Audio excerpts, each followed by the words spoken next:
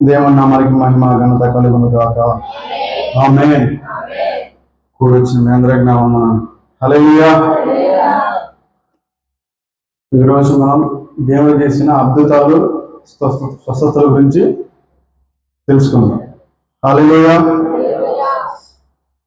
దేవుడు చేసిన మొదటి అద్భుతం యోహాను సువార్త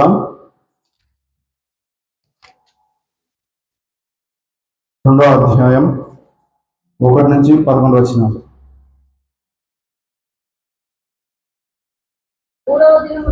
మూడవ దినమున గలిలయలోని కానా అను ఊరిలో ఒక వివాహం జరిగెను.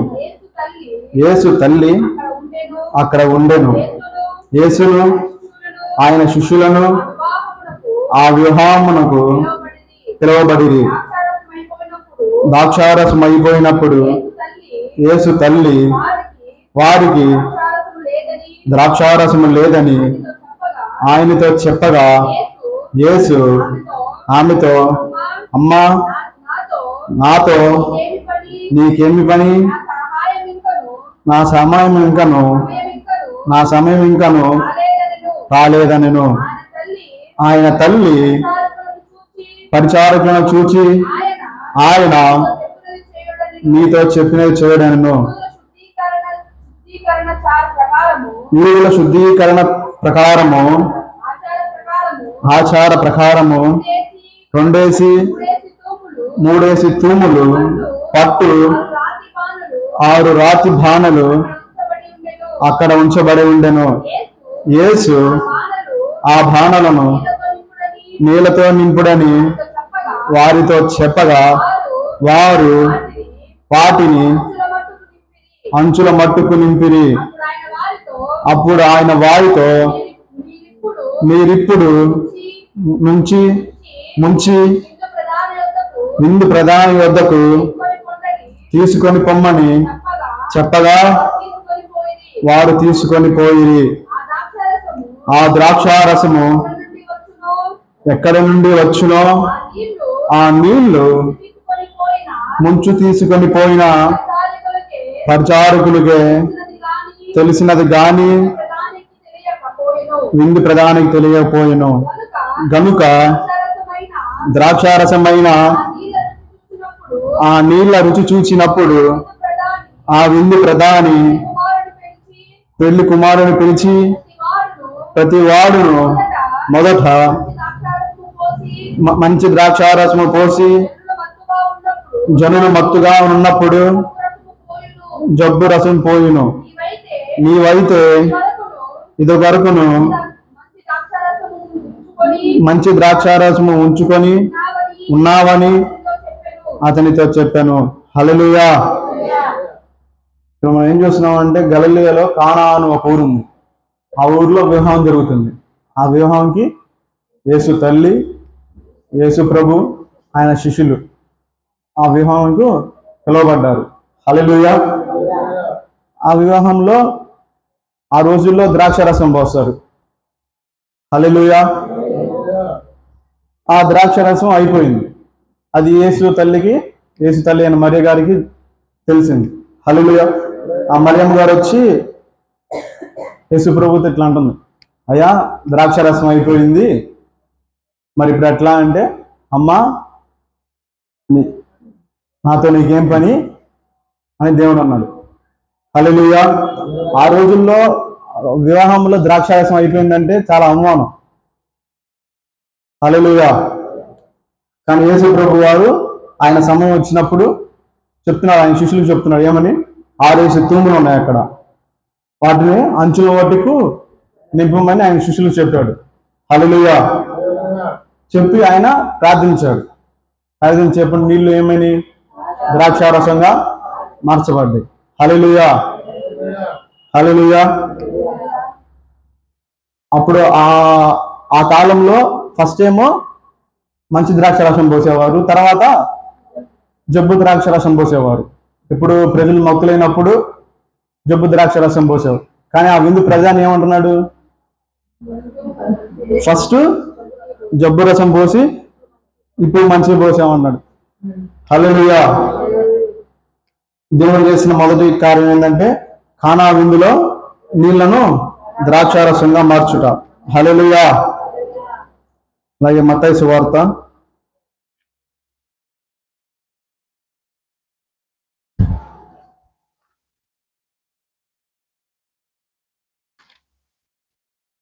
14వ అధ్యాయం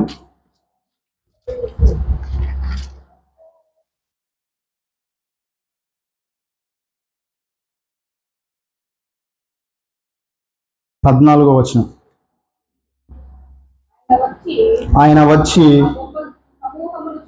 ఆ గొప్ప సమూహమును చూచి వారి మీద కనికరపడి వారిలో రోగులైన వారిని స్వస్థపరిచెను. ఇంకా చదవమ్మా 21 దాకా. సాయంకాలం అయినప్పుడు శిష్యులు ఆయన యొద్దకు వచ్చి, ఇది అరణ్య ప్రదేశము, ఇప్పటికే ప్రొద్దుపోయెను, ఈ జనులు గ్రామంలోనికి వెళ్ళి భోజన పదార్థములు కొనుకొనుటకై వారి పంపివేయమని చెప్పాను. అప్పుడు యేసు, వారు వెళ్ళనక్కరలేదు, మీరే వారికి భోజనం పెట్టుడని వారితో చెప్పగా, వారు, ఇక్కడ మన యొద్ద 5 రొట్టెలను 2 చేపలను తప్ప మరి ఏమీ ఇక్కడ లేదని ఆయనతో చెప్పి. హల్లెలూయా. యేసు ఇక్కడ సువార్త చెప్తూ ఒక మైదానంలో ఉన్నాడు. అక్కడ సాయంకాలం అయిన తర్వాత యేసు ప్రభు కోసం వాళ్ళు స్వస్థతల కొరకు, రోగులు బాగుపడ్డ కొరకు యేసు ప్రభు ఆ మైదానంలో ఉన్నారని యేసుని ఎత్తుక్కుంటూ ప్రజలందరూ వెళ్ళారు. వెళ్ళినప్పుడు ఆయన శిష్యులు ఆయనతో అంటున్నాడు, అయ్యా సాయంత్రం అయిపోయింది, ఇక్కడ భోజనం మనకేం దొరకదు, వీళ్ళని పంపించి గ్రామంలోకి వెళ్ళి భోజన పదార్థాలు కొనుక్కొచ్చుకుంటారు, వాళ్ళు మన దగ్గర పంచడానికి ఇక్కడ ఏం లేదని యేసు ఆయన శిష్యులతో చెప్తున్నాడు. యేసు ప్రభు ఏమంటున్నాడు అక్కడ, వాళ్ళేమీ వెళ్ళక్కర్లేదు, మీరే వారికి భోజనం పెడతారని చెప్తున్నాడు. తర్వాత చదవమ్మా. ఇక్కడ మన యొద్ద 5 రొట్టెలను 2 చేపలను తప్ప మరి ఏమీ లేదని ఆయనతో చెప్పిరి. అందుకాయన వాటిని నా యొద్దకు తెమ్మని చెప్పి పచ్చిక మీద కూర్చుండరని జనులకు ఆజ్ఞాపించి ఆ 5 రొట్టెలను 2 చేపలను పట్టుకొని ఆకాశం వైపు కళ్ళెత్తి ఆశీర్వదించి ఆ రొట్టెలు విరిచి శిష్యులకిచ్చి శిష్యులు జనులకు వడ్డించిరి. వారందరూ తిని తృప్తి పొందిన తరువాత మిగిలిన మొక్కలు 12 గంపల నిండా ఎత్తిరి. హల్లెలూయా. అక్కడ ఉన్న శిష్యులు ఒకళ్ళు వచ్చి, అయ్యా మన దగ్గర ఏం లేదయ్యా, 5 రొట్టెలు 2 చిన్న చేపలు మాత్రమే ఉన్నాయనగా, సరే వాటిని నా దగ్గర తీసుకొని రమ్మన్నాడు యేసుప్రభు. శిష్యులు తీసుకొచ్చిన తర్వాత యేసుప్రభు వాటిని పట్టుకొని ఆకాశం వైపు ఆయన కనులెత్తి విశ్వాసంతో ప్రార్థించాడు. విశ్వాసంతో ప్రార్థించినప్పుడు ఏమైంది, అక్కడ 5 రొట్టెలు 2 చిన్న చేపలు వాళ్ళు తిని ఇంకా మిగలగా 12 గంపలు ఎత్తిరి. హల్లెలూయా. అలాగే స్త్రీలు పిల్లలు కాక తినినవారు 5,000 మంది. హల్లెలూయా. ఏంది అక్కడ 5 రొట్టెలు 2 చిన్న చేపలు ఎంతమంది తిన్నారు? 5,000 మంది. ఓన్లీ పురుషులు మాత్రమే, మగవారు మాత్రమే 5,000 మంది తిన్నారు. ఇంకా స్త్రీలు ఉన్నారు, వాళ్ళ చిన్నపిల్లలు ఉన్నారు. హల్లెలూయా.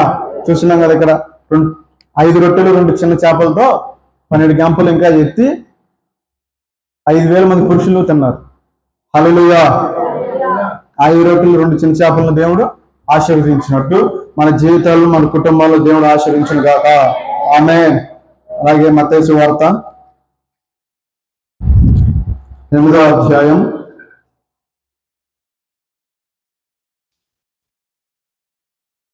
23వ వచనం. ఆయన దోణి ఎక్కినప్పుడు ఆయన శిష్యులు ఆయన వెంట వెళ్ళిరి. అంతటా సముద్రము మీద తుఫాను లేచినందున ఆ దోణి అలల చేత కప్పబడును. అప్పుడు ఆయన ఎదిరించుచుండగా వారు ఆయన వద్దకు వచ్చి, ప్రభువా, నశించిపోవచ్చున్నాము, మమ్మల్ని రక్షింపమని చెప్పి ఆయన లేపిరి. అందుకాయన, అల్ప విశ్వాసులారా, ఎందుకు భయపడుచున్నారని వారితో చెప్పి లేచి గాలిని సముద్రమును గద్దింపగా మిక్కిలి నిమ్మలమాయను. హల్లెలూయా. ఇక్కడ మనం ఏం చూస్తున్నామంటే యేసు ప్రభు ఆయన శిష్యులు దోణి ఎక్కి ప్రయాణమై సముద్రం మీద వెళ్తూ ఉండగా రాత్రి వేళ గొప్ప గాలి తుఫాన్ లేచినప్పుడు శిష్యులు మళ్ళా అంటే అల్ప విశ్వాసం, వాళ్ళకు కూడా అల్ప విశ్వాసం ఉంది కనుక ఆయన శిష్యులు భయపడి, ప్రభువా ప్రభువా, మనం నశించిపోవచ్చున్నాము, మమ్మల్ని రక్షింపమని ప్రభుతో చెప్పారు. ప్రభు ఏమంటున్నాడు? అల్ప విశ్వాసులారా ఎందుకు భయపడుచున్నారు అంటున్నాడు. హల్లెలూయా. మనలో కూడా ఏమైనా అల్ప విశ్వాసం ఉందేమో అని హృదయకాలం మనం కూడా చూసుకోవాలి. హల్లెలూయా. అప్పుడు ఆయన లేచి గాలిని గద్దింపగా మిక్కిలి నిమ్మలమాయను. హల్లెలూయా. మన జీవితాల్లో కూడా మన కుటుంబాల్లో కూడా ప్రతికూలమైన పరిస్థితులు వస్తూ ఉంటాయి. హల్లెలూయా. మనం అప్పుడు ఏం చేయాలి? అల్ప విశ్వాసంతో ఉండకుండా విశ్వాసంతో వాటిని గద్దించాలి. ఇక్కడ చూస్తున్నాం యేసు ప్రభువు లేచి ఏం చేశాడు? గాలిని నిమ్మలమాయనను గద్దించాడు. మనం కూడా మన జీవితాల్లో ప్రతికూలమైన పరిస్థితులను మనం కూడా గద్దించాలి. హల్లెలూయా. అలాగే మార్కు సువార్త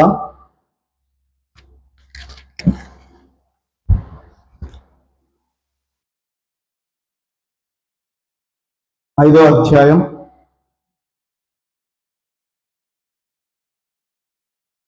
25వ వచనం. 12 నుండి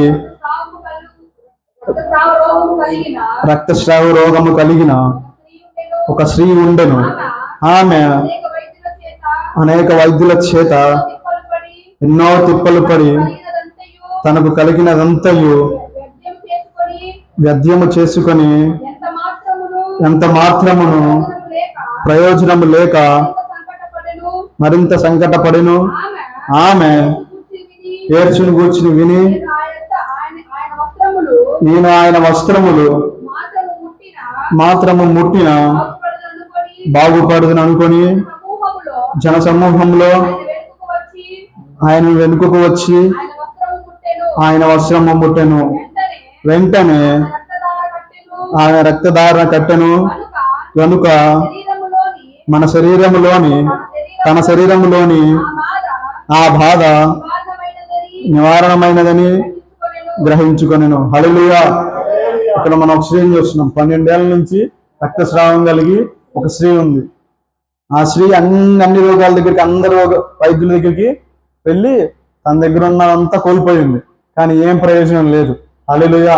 ఆ సమయంలో యేసు ప్రభు గురించి విని విశ్వాసంతో ఆయన యుద్ధకు వచ్చి ఆయన వస్త్రపు చెంగును ముట్టితే చాలు నాకు స్వస్థత జరుగుద్దని ఆమె విశ్వాసంతో వచ్చి ఆ మందులో యేసు ప్రభు వెళ్తుండగా వెనకాల జనాలు వస్తూ ఉన్నారు. అయినా కూడా వాళ్ళందరూ తప్పించుకొని వెళ్ళి విశ్వాసంతో ఆయన వస్త్రపు చెంగును ముట్టింది. హల్లెలూయా. చూసినారా ఆమెకి ఎంత విశ్వాసం ఉందో? అలాగే మన జీవితాల్లో కూడా మన అనారోగ్యాల నిమిత్తం ఎంతో వైద్యుల దగ్గరికి, ఎంతో మంది దగ్గరికి వెళ్ళి, మాంత్రికుల దగ్గరికి వెళ్ళి తంత్రాలు కట్టించుకొని మన దగ్గర ఉన్న ధనం మాత్రం కోల్పోతున్నాం. హల్లెలూయా. కానీ గ్రహించండి, ఇక్కడ విశ్వాసంతో దేవుడి వద్దకు వస్తే స్వస్థత జరుగుతుంది. హల్లెలూయా. హల్లెలూయా. అలాగే యోహాను సువార్త 9వ అధ్యాయం 1 నుంచి 7 వచనం.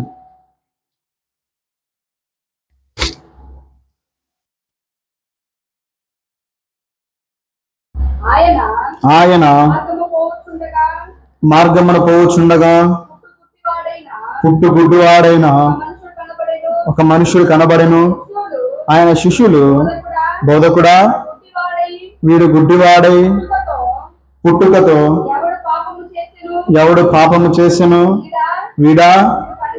వీని కన్నవారా అని ఆయన అడుగగా, యేసు వీడైనను వీని కనిన వారైనను పాపము చేయలేదు గాని దేవుని క్రియలు వీని యందు ప్రత్యేకపరచుబడుటకై వీడు గుడ్డివాడిగా పుట్టెను. ఇంకా చదవము. పగలున్నంత వరకు నన్ను పంపిన వాని క్రియలు మనము చేయుచుండవలెను. రాత్రి వచ్చుచున్నది, అప్పుడు ఎవడను పని చేయలేడు. నేను ఈ లోకంలో ఉన్నప్పుడు లోకమునకు వెలుగునని చెప్పాను. ఆయన ఇట్లు చెప్పి నేల మీద ఉమ్ము వేసి ఉమ్ముతో బురద చేసి వాని కన్నుల మీద ఆ బురద పూసి నీవు సిలోయము కోనేటికి వెళ్ళి అందులో కడుక్కోమని చెప్పాను. సిలోయామును మాటకు పంపబడిన వాడని అర్థము. వాడు వెళ్ళి కడుక్కొని చూపు గలవాడై వచ్చెను. హల్లెలూయా. ఇక్కడ యోహాను సువార్తలో మనం చూసిన పుట్టు గుడ్డివాడిని చూస్తున్నాం. హల్లెలూయా. వాడు పుట్టడమే గుడ్డితనంతో పుట్టాడు. యేసు ప్రభు ఆ మార్గం వెళ్తుంటే ఆయన శిష్యులు వచ్చి, ప్రభువా పుట్టి గుడ్డివాడు, ఈ గుడ్డితనం వీడు చేసిన పాపమా లేక వీళ్ళ కన్నవాడి పాపమా అంటే యేసు ప్రభు అంటున్నాడు, ఎవరు చేసిన పాపం కాదు అంటున్నాడు. హల్లెలూయా. యేసు ప్రభు ఎమ్మటినే మట్టిలో ఉమ్ము పోసి దాన్ని బురద చేసి ఆయన కళ్ళకు రాసినప్పుడు ఆయన స్వస్థత నొందాడు. హల్లెలూయా. అలాగే మన జీవితాల్లో మన ఆత్మీయ స్థితిలో మనం ఆత్మీయలో ఎదింకాన్నించి గుడ్డితనంతో మన కళ్ళు మూసుకుపోయినాయేమో. హల్లెలూయా. ఈ మధ్యాహ్న కాలం మందు మనం కూడా యేసుతో విశ్వాసంతో ఉంటే మన మనోనేత్రములు వెలిగించబడాలి. హల్లెలూయా. అలాగే యోహాను సువార్త 11వ వచనం 43వ అధ్యాయం. ఆయన అలాగు చెప్పి లాజరు బయటకు రమ్మని దగ్గరగా చెప్పగా చనిపోయిన వాడు కాళ్ళు చేతులు ప్రేత వస్త్రములతో కట్టబడిన వాడై వెలుపలికి వచ్చెను. హల్లెలూయా. ఇక్కడ చూస్తున్నాం, చనిపోయిన లాజరును కూడా దేవుడు లేపాడు. మన ఆత్మీయ స్థితిలో మనం కూడా చనిపోయిన స్థితిలో ఉన్నామేమో బహుశా.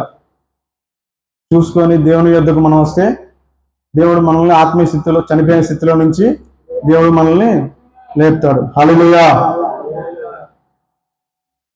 ఈ చిన్న వాక్యం దేవుడు దీవించును గాక.